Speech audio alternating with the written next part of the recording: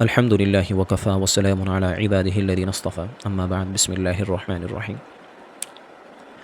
حالیہ دنوں میں جے ایم سی میں جو توہین رسالت کا واقعہ پیش آیا ہے، انتہائی قابل مذمت، انتہائی ناقابل برداشت اور جذبات کو مجروح کرنے والا عمل ہے۔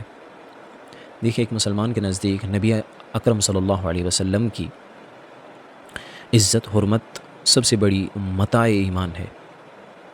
مسلمان سب کچھ برداشت کر سکتا ہے، لیکن محبوب خدا حضرت محمد مصطفیٰ صلی اللہ علیہ وسلم کی شان اقدس میں ادنا بے ادبی اور گستاخی اس کے لیے ناقابل برداشت ہے۔ اور اس گئے گزرے دور کے اندر بھی کوئی مسلمان کتنا بھی غافل ہو، کیسا بھی عمل ہو، اور اسلامی عبادات اور تعلیمات سے کتنا ہی دور کیوں نہ ہو، حضرت صلی اللہ علیہ وسلم کی عزت و حرمت پر کٹ مرنے کے لیے تیار ہے۔ اور ایسے موذیوں اور گستاخوں کے مقابلے میں غازی علم الدین کو دیکھیں آپ، غازی حاجی کا کردار دیکھ سکتے ہیں آپ۔ اب ورلڈ ریکارڈ اٹھا کے دیکھ لے، جہاں بھی نبی علیہ الصلوۃ والسلام کی شان اقدس میں گستاخی کا کوئی بھی پہلو اختیار کیا گیا، دنیا میں ہی ان کو کس انجام تک پہنچایا گیا، اس کی شاہد پوری دنیا ہے، پوری دنیا نے دیکھ لیا۔ اور ایسا کیوں نہ ہو؟ دیکھیں، مسلمانوں کے لیے نبی علیہ الصلوۃ والسلام کی شان، ان کی عظمت ایک ریڈ لائن ہے، ان کی ذات اقدس ریڈ لائن ہے ہمارے لیے، کوئی کمپرومائز نہیں ہو سکتا بالکل بھی۔ مان لیا کہ انڈیا، ملک ہندوستان ایک جمہوری ملک ہے، لیکن اگر بات نبی علیہ الصلوۃ والسلام کی شان کی آ جائے، ان کی ذات کی آ جائے، تو کوئی کمپرومائز نہیں ہو سکتا۔ کہہ دیا ہوں، مسلمانوں کے لیے یہ ریڈ لائن ہے، آپ کچھ بھی کر لیں، ہمارے لیے کوئی قانون معنی نہیں رکھتا۔ اور کیسے رکھ سکتا ہے پھر اس کے بعد، جب اس ایک چیز کو معیار بنایا گیا ہے ایمان کا، تو ہمارے نزدیک ایمان سے بڑھ کر کوئی چیز تو ہے نہیں نا۔ اور عجیب بات ہے کہ دوسرا واقعہ ہے وادی کشمیر سے، لہٰذا لیفٹیننٹ گورنر سے ہماری گزارش ہے، پوری مسلمانوں کی طرف سے آواز اس ٹائم اٹھ رہی ہے، قبل اس کے کہ کوئی اور معاملہ کھڑا ہو جائے، تو ہم نہیں بھی چاہتے ہیں ایسا ہو، تو آپ حرکت میں آ جائیں۔ آپ قانون کے دائرے میں رہ کر بھی اس معاملے کو اس طریقے سے حل کر سکتے ہیں کہ دوبارہ کوئی اس طرح کا عمل کرنے کی جسارت نہیں کر سکتا۔ اگر آپ حرکت میں آ جائیں، آپ کے پاس اس طرح کے لا اینڈ آرڈرس ہے کہ آپ اس معاملے کو اچھی طریقے سے سلجھا سکتے ہیں۔ ادروائز بعد میں جو ہوگا، باقی ساری چیزیں اپنی جگہ ہیں، لیکن بعد کی چیزیں آپ کسی اور کو قصوروار نہیں ٹھہرا سکتے۔ آپ پوری ہسٹری اٹھا کے دیکھ لیں، جب سے نبی علیہ الصلوۃ والسلام اس دنیا میں تشریف لائے ہیں اور آج تک نبی علیہ الصلوۃ والسلام کی شان اقدس میں جس نے بھی گستاخی کا کوئی پہلو اختیار کیا ہے، تو دنیا کی کوئی سیکورٹی ان کو نہیں بچا سکی، اور دنیا کا کوئی قانون ان کو نہیں بچا سکا۔ اگر آپ اس ملک ہندوستان کی ہی بات کریں کہ یہاں جہاں بھی نبی علیہ الصلوۃ والسلام کی شان میں گستاخی کی گئی، جس نے بھی کی، تو بعد میں کیا ہوا، وہ سب کچھ آپ کے سامنے ہے۔ لہٰذا آپ کر سکتے ہیں، آپ روک سکتے ہیں اس کو ہمیشہ کے لیے، لہٰذا آپ حرکت میں آ جائیں۔ ہماری طرف سے یہ مطالبہ بھی ہے، کوئی درخواست نہیں ہے، بلکہ مطالبہ ہے، آپ سے ڈیمانڈ ہے، آپ سے ڈیمانڈ ہے، آپ اس کو کر گزریے۔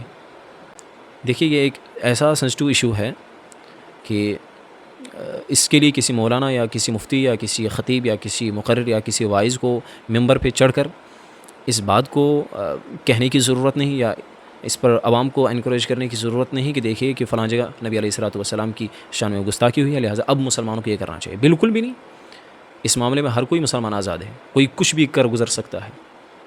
اس چیز کو آپ ذرا سیریسلی لیجیے، اس کو آپ سنجیدگی سے لیجیے، تاکہ بعد کی چیزیں ہینڈل کرنے میں آپ کو پریشانی نہ ہو۔ اور ایسا کیوں کر ہو؟ نبی علیہ الصلوۃ والسلام کی ذات کوشچنیبل، یہ کیسے ہو سکتا ہے؟ یہ تو آؤٹ آف سینس یہ بات ہے۔ ان کی حیات طیبہ، ان کی زندگی، ان کے زندگی کا ایک ایک پل، چاہے وہ انفرادی زندگی ہو یا اجتماعی زندگی ہو، زندگی کا کوئی بھی پہلو نبی علیہ الصلوۃ والسلام کا آپ اٹھا کے دیکھ لیں، وہ مسلمانوں ہی کے لیے نہیں بلکہ پوری دنیا کے لیے ایک آئیڈیل ہے۔ لیکن نبی علیہ الصلوۃ والسلام کی حیات طیبہ پہ چاہے وہ کوئی سا بھی پہلو ہو، کوئی ڈاؤٹ ہو آپ کو، اگر آپ کو کوئی آبجیکشن ہے، تو ہم بات کرنے کے لیے تیار ہیں، آ جائیں، اس میں کون سی بڑی بات ہے۔ لیکن توہین کسی بھی صورت میں برداشت نہیں ہو سکتی، بالکل بھی کوئی کمپرومائز نہیں ہو سکتا، واقعی یہ ہم سینہ ٹھوک کے کہہ رہے ہیں۔ اور قرآن نے بھی اس معاملے میں ایک اصولی موقف اختیار کیا ہے کہ ان الذین یؤذون اللہ ورسولہ لعنہم اللہ فی الدنیا والآخرہ وأعد لهم عذابا مہینا، کہ جو لوگ اللہ اور اس کے رسول صلی اللہ علیہ وسلم کو ایذا دیتے ہیں، اللہ تعالیٰ ان پر دنیا آخرت میں لعنت کرتا ہے اور ان کے لیے ذلیل کرنے والا عذاب تیار کر رکھا ہے۔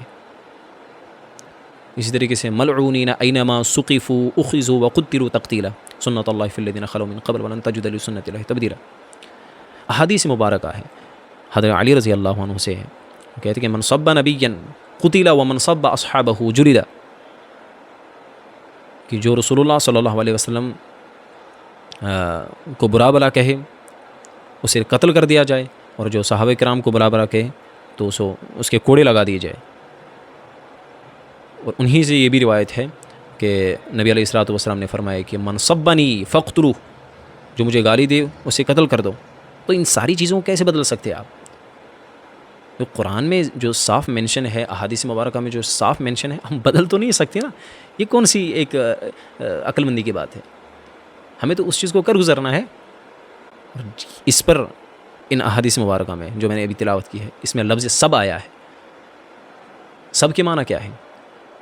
کسی چیز کے بارے میں ایسے کلمات کہے جائیں جن سے اس چیز میں عیب نقص پیدا ہو سکے، وہ سب کے معنی میں ہے، اس میں عموم ہے۔ لہٰذا آپ کوئی یہ تعویل نہ کرے کہ بھائی اتنا ہی تو کہہ دیا، اس معاملے پہ اتنا بوال مچانے کی کیا ضرورت ہے۔ سب کے معنی آپ سمجھ لیجئے۔ حافظ ابن قیم رحمہ اللہ فرماتے ہیں کہ جو کلام عرف میں نقص، عیب، تان کے لیے بولا جاتا ہے وہ سب کے معنی میں ہے۔ انہی چیزوں کو تو اختیار کیا گیا، بلکہ نبی علیہ الصلوۃ والسلام اور خلفائے راشدین کے دور میں ایسے موذیان رسول صلی اللہ علیہ وسلم کو واجب القتل اور مباح الدم قرار دیا گیا۔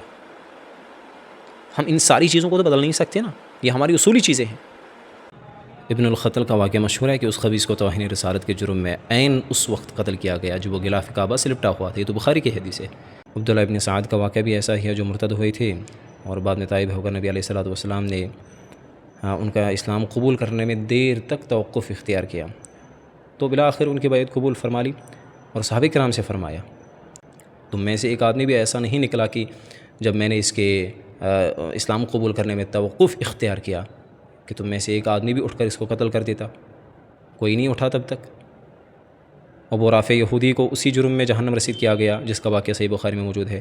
کعب بن اشرف یہودی جو اشعار کے ذریعے نبی علیہ الصلوۃ والسلام کی توہین کرتا تھا اور مسلمان عورتوں کے تذکرے کرتا تھا، اس کے قتل کے لیے حضرت صلی اللہ علیہ وسلم نے محمد بن مسلمہ رضی اللہ عنہ کی قیادت میں ایک دستہ روانہ کیا اور بقیع غرقت تک ساتھ لے گئے۔ بالآخر اسے قتل کیا گیا اور سر کاٹ کر آپ صلی اللہ علیہ وسلم کے سامنے پیش کیا گیا۔ تو ان سارے واقعات سے آپ کیسی نظریں چرا سکتے ہیں؟ اس طرح کے واقعات ہوں گے اور ہمارا اصولی موقف ہے، لہٰذا آپ حرکت میں آ جائیں قبل اس کے کہ کچھ ہو، حالات اور زیادہ پیچیدہ ہو جائیں، تو آپ اپنے آئین کا بھی لحاظ رکھیں، اس کو بھی بچا کے رکھیں، اور تاکہ آپ پر بھی بعد میں کسی طرح کا کوئی الزام نہ آئے کہ آپ فی الفور حرکت میں نہیں آئے، آپ نے قانونی دائرے کے اندر رہ کر کوئی ٹھوس اقدام نہیں کیا۔ لہٰذا اس چیز کو آپ سنجیدگی سے لیجیے۔ السلام علیکم ورحمۃ اللہ۔